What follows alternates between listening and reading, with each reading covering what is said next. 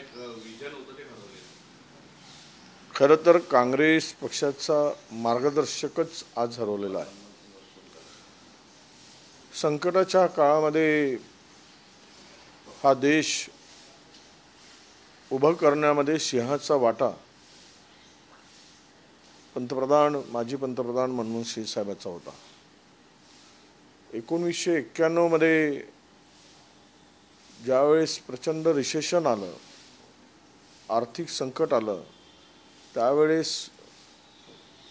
त्यावेळचे अर्थराज्यमंत्री म्हणून त्यांनी जे कार्य केलं आणि देश त्या संकटातून बाहेर काढण्याचं काम केलं. ऑक्सफोर्ड आणि कॅम्ब्रिज सारख्या जगातील उत्तम अशा सर्वोच्च अशा विद्यापीठामध्ये शिक्षण घेऊन सुद्धा अत्यंत संयम, प्रामाणिकपणा, मृदुभाषी त्यांच्यावर आरोप झाला. फार बोलतच नाही, बोलण्यापेक्षा कामावर विश्वास ठेवणारे पंतप्रधान म्हणून त्यांची ओळख या देशाला होती आणि भारताला होती. त्यांनी मनरेगा सारख्या योजना, right to food, right to education, अशा विविध योजना या देशाला दिल्या. या देशामध्ये आज ज्या काही 1.5-2 लाख रुपयाच्या नोकऱ्या उपलब्ध आहेत त्या केवळ मनमोहन सिंग साहेबांच्यामुळे आहेत. IT सेक्टरमध्ये प्रचंड काम आणि इन्फ्रास्ट्रक्चर त्यावेळेस त्यांनी उभं केलं. ITची देणच खरं म्हणजे इन्फॉर्मेशन आणि टेक्नॉलॉजीमध्ये जो भारत उभा झाला त्याची सुरुवात माननीय मनमोहन सिंग साहेबांनी केली होती. एक मला वाटतं की जगविख्यात अर्थशास्त्री, भारताचा आर्थिक स्थिरता देणारा आधारस्तंभ आणि या देशाला आर्थिक सुबत्तेमध्ये भरभरून हा देश उभा करणारा एक पंतप्रधान म्हणून ज्यांनी जे काम केलं ते प्रचंड मोठं होतं. अशा नेत्याला आम्ही सर्वजण आज खऱ्या अर्थानं मनमोहन सिंग साहेबांच्या जाण्याने एक मोठी पोकळी देशामध्ये आणि काँग्रेस पक्षामध्ये सुद्धा निर्माण झाली आहे. असा नेता पुन्हा होणे नाही. खरं तर त्यांच्यावर कोल स्कॅम, सेक्टम अशा प्रकारचे घोटाळ्यातून प्रतिमा मलिन करण्याचा प्रयत्न केला गेला, परंतु त्यात ते प्रामाणिक होते, अजिबात डगमगले नाही. कुठल्याही आरोपावर ते कधी रिॲक्ट झाले नाही, कधी संयम ढळू दिला नाही. अनेक आरोपांना त्यांनी त्यांच्या कार्यातून, कामातून, निर्णयातून उत्तर दिलं आणि एक स्वच्छ प्रतिमेचा, प्रामाणिक, मृदुभाषी, संयमी, सुसंस्कृत असा राजकारणी, असे महान व्यक्ती या देशातून हरपले आहेत. याचं अतीव दुःख आहे. शेतकऱ्यांसाठी मोठी म्हणजे कर्जमाफी त्यावेळेच्या काँग्रेसच्या सरकारने केली होती. ती त्यांनी स्वतः विदर्भात येऊन परिस्थिती पाहिली वर्धा जिल्ह्यातील, त्यानंतर त्यांनी कर्जमाफी केली. ते वर्धा जिल्ह्यात आले त्यावेळेस शेतकऱ्यांची अवस्था त्यांनी जवळून पाहिली. केवळ पाहून खोटी आश्वासनं दिली नाही, तर त्यांनी त्यावेळेस देशातील शेतकऱ्यांचं सरसकट 72,000 कोटीचं कर्ज त्यांनी माफ केलं. एक विदर्भासाठी तर एक फार मोठं काम त्यांनी केलं. सिंचन अनेक महाराष्ट्रातील प्रकल्पांना राष्ट्रीय प्रकल्प घोषित करत असताना जो बंद पडलेला होता, बंद अवस्थेत होता गोशीखुर्द प्रकल्प, ज्यांची नीव राजीव गांधींनी 1984 मध्ये ठेवली होती,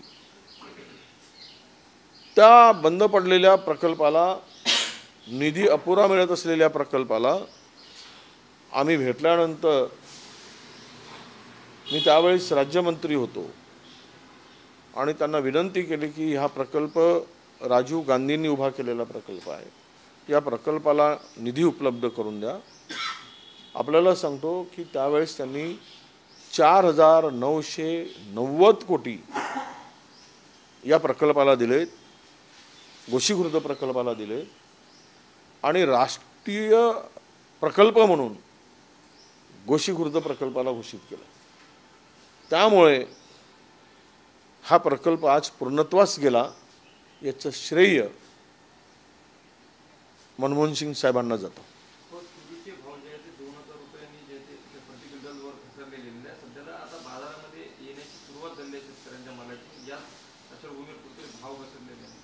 बघा, गव्हर्नमेंटची पॉलिसी जी आत्ता तयार झाली, तुम्ही या देशातील मोठमोठ्या उद्योगपतींना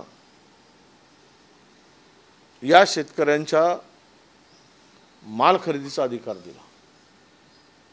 मोठमोठे गोडाऊन, मोठमोठे स्टोरेज व्यापाऱ्यांनी उभे केले. शेतमाल ज्यावेळेस निघतो, शेतकरी काढतो, त्यावेळेस ही सरकारच्या आशीर्वादानं उभी असलेली लॉबी, व्यापारी लॉबी, शेतकऱ्याच्या मालाचे दर पाडतात आणि स्वस्तामध्ये हा माल शेतकऱ्याचा विकत घेऊन गोडाऊनमध्ये साठवला जातो आणि त्यावर प्रचंड नफा हे व्यापारी कमवत आहेत. यावर अजिबात सरकारचा नियंत्रण नाही. त्यामुळे प्रत्येक शेतकऱ्याला भविष्यात प्रचंड मोठ्या संकटाला सामोरं जावं लागेल. कुठलंही पीक हातात येऊ देत, तो तूर असू देत, हरभरा असू दे, धान असू दे, सोयाबीन, कापूस, आता जी पॉलिसी केली गेली सेंट्रल गव्हर्नमेंटनी, त्यामध्ये अदानीसारख्या मोठमोठ्या कंपन्या यामध्ये उतरल्या आहेत. ते उत्पादन बाहेर आल्यानंतर शेतकऱ्यांच्या शेतातून त्यांना साठवणुकीची मर्यादित क्षमता देण्याची गरज होती, पण त्याला कुठलीही मर्यादा ठेवली नाही, ती अमर्याद केली. उद्या या देशातील उद्योगपती कितीही माल ते साठवू शकतात आणि म्हणून आज शेतकऱ्याला या संकटाला सामोरं जावं लागतं आहे. त्यांनी लावलेला खर्चसुद्धा निघू शकत नाही, अशी अवस्था शेतकऱ्याची करण्याचं पाप या देशातील केंद्र सरकारचं आहे. राज्यामध्ये हल्ल्याच्या घटना ज्या आहेत त्या थांबताना दिसत नाही. उरणमधील कोगोटे ग्रामपंचायतचा सरपंच कुणाल पाटील याच्यावर हल्ला झाला, तर धाराशिव तुळजापूर तालुक्यात सुद्धा हल्ल्याच्या घटना ज्या आहेत त्या सुरूच आहे. एकंदर कसं बघताय आपण? काय आहे, सरकार जर गुन्हेगाराच्या पाठीमागं उभं राहत असेल तर गुन्हेगारांची हिंमत वाढणार.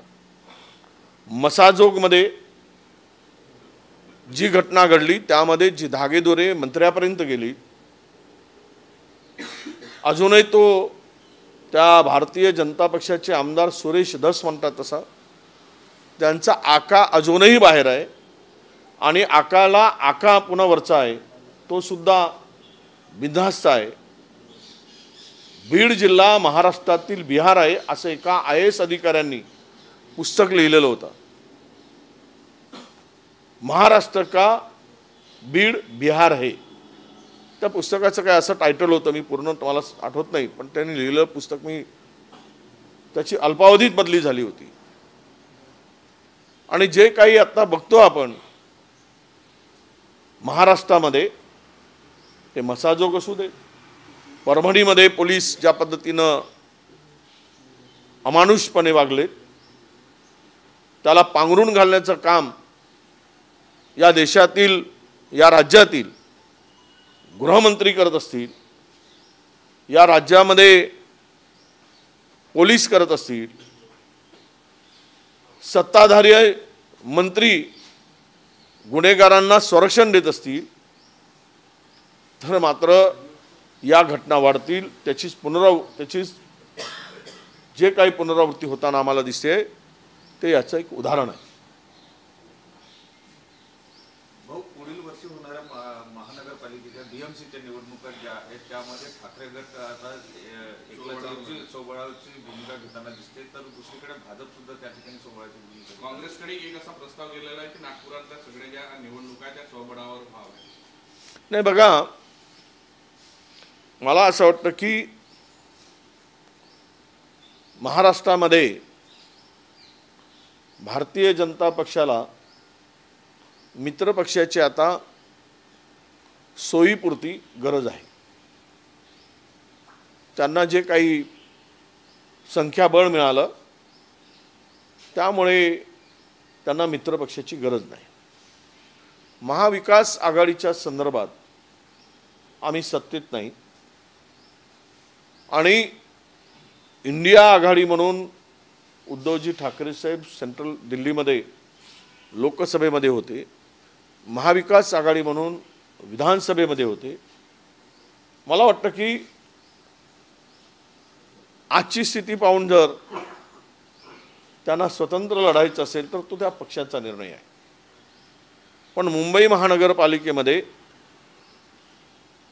युती व्हावी, आघाडी व्हावी असं आम्हाला वाटतं. जर त्यांना स्वतंत्र लढायचं असेल तर आम्ही सुद्धा ती तयारी करू आणि आम्ही सुद्धा स्वतंत्र लढण्यासाठी आमचं पाऊल सुद्धा पुढं पडेल. शेवट आघाडी करायची असेल तर एकत्र बसून चर्चा करून निर्णय होतो, परंतु त्यांची भूमिका आम्ही वृत्तपत्रामधून वाचतो आहोत, ऐकतो आहोत. त्यांच्या भूमिकेकडे आमचं लक्ष आहे. अनेक ठिकाणी आम्हालाही स्वतंत्र विचार त्यावेळेस करावा लागेल आणि जो तो पक्ष निवडणुकीसाठी आघाडी होईलच हा विचार करून लढणार नाही. मला तरी आत्ता वाटतं की उद्धव साहेब हा निर्णय घेताना स्वतंत्र लढण्याचा पुनर्विचार करतील आणि महाविकास आघाडी म्हणून आम्ही मुंबई कॉर्पोरेशनमध्ये निवडणुकीला सामोरं जाऊ. ही फक्त मुंबई पुरतीच असणार आहे की इतरही ठिकाणी ज्या महानगरपालिका असं आहे की प्रत्येक ठिकाणीच आघाडी होईल असं मानण्याचं काही कारण नाही. त्या त्या ठिकाणी असलेली परिस्थिती पाहून कार्यकर्त्यांचं मत लक्षात घेऊन, पदाधिकारी नेत्यांचं स्थानिक मत लक्षात घेऊन तो निर्णय व्हावा असं सर्व आमच्या काँग्रेसच्या नेत्यांचं मत आहे. विधिमंडळामध्ये मुख्यमंत्र्यांनी जे काही भाषण दिलं त्याचं एडिट कट करून जे ते समाज माध्यमावर ज्यांनी व्हायरल केलं, 12 अकाउंटवर जे आहे ते सायबर पोलिसांनी गुन्हा नोंदवलाय. त्यामध्ये नागपूर काँग्रेस सेवादल नावाचं एक अकाउंट देखील समावेश आहे. नाही, त्यांनी ते फॉरवर्ड केलं, त्यांनी काही क्रिएट केलेली पोस्ट नाही. पण अशा पोस्ट कोणीही एडिट करू नये. पण ते पेरण्याचं पाप कोणी केलं असेल तर ते भाजपने केलं. आज तुम्हाला या खोट्या आणि एडिट केलेल्या गोष्टींचा जर त्रास होत असेल तर तो त्रास तुम्ही काँग्रेसला किती दिला आणि कशा पद्धतीनं काँग्रेसला बदनाम केलं. पेरणी करणारे कोण तर भाजपच होती. त्यावेळेस जर केलं नसतं तर आज ही परिस्थिती आली नसती.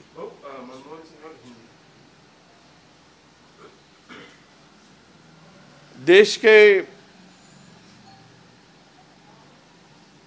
एक महान अर्थशास्त्री, एक संयमी नेता, सुसंस्कृत नेता कैम्ब्रिज और ऑक्सफोर्ड जैसे जगविख्यात यूनिवर्सिटी में शिक्षा लेने के बाद भी कभी किसी चीज का गर्व न रखते हुए इस देश को फाइनेंशियल क्राइसिस से निकालकर जो एक आर्थिक ताकत खड़ी कर दी, वो काम माननीय मनमोहन सिंह साहब ने किया था। आज वो नहीं रहे। पूरा देश उनके निधन पर शोक व्यक्त करता हुआ आपको दिखता है। एक ऐसे नेता को हमने गंवाया जिन्होंने इस देश के गरीब से गरीब लोगों तक विकास पहुंचने के लिए काम किया। मनरेगा भी है तो उनकी सरकार की देन है। Right to food, right to education, ऐसे हजारों निर्णय उन्होंने लिया। किसानों की कर्ज माफी का ऐतिहासिक निर्णय भी उनके ही कार्यकाल में सबने देखा। 72,000 करोड़ की कर्ज माफी वो पंतप्रधान रहते हुए किसानों को मिली थी। जब वो वर्धा से आए, वर्धा जाकर विजिट करके आए, किसानों को मिले और किसानों की स्थिति देखने के बाद उन्होंने ये निर्णय लिया। उनको बहुत सारे लोगों ने, राजनेताओं ने, राजनीतिक पार्टियों ने उनके ऊपर बहुत सारे आरोप लगाए, पर कभी उन्होंने कोलगेट का आरोप लगाया, कभी सेक्ट्रम का आरोप लगाया। उनके बारे में उनकी प्रतिमा मलिन करने की कोशिश की, पर इन सब में से वो कभी विचलित नहीं हुए। एक ईमानदार छवि होने वाला और उच्च विद्या विभूषित होने के बाद भी कोई कितना भी आरोप करे बिल्कुल विचलित न होने वाला ऐसा नेता, जो तो भारत को रिसेशन में, अमेरिका जैसे देश को इससे तकलीफ हुई थी, उनकी इकोनॉमी गिर गई थी। 60 रुपए पर जब डॉलर गया था तब अपोजिशन पार्टी ने बहुत सारे सवाल खड़े किए थे।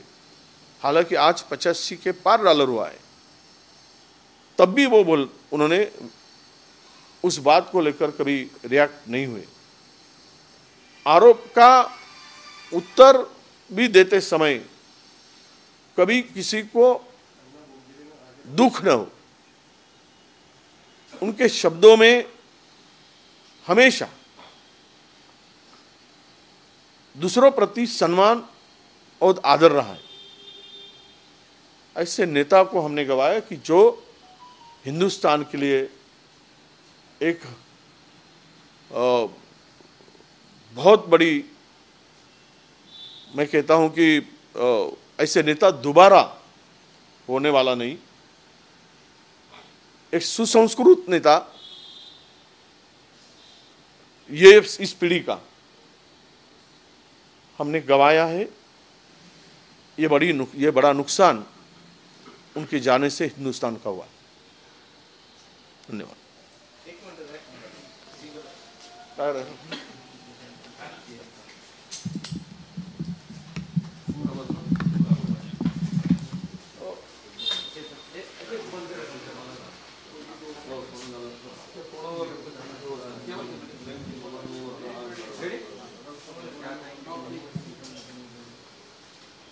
मनमोहन सिंह साहब जाने से देश का बहुत बड़ा नुकसान।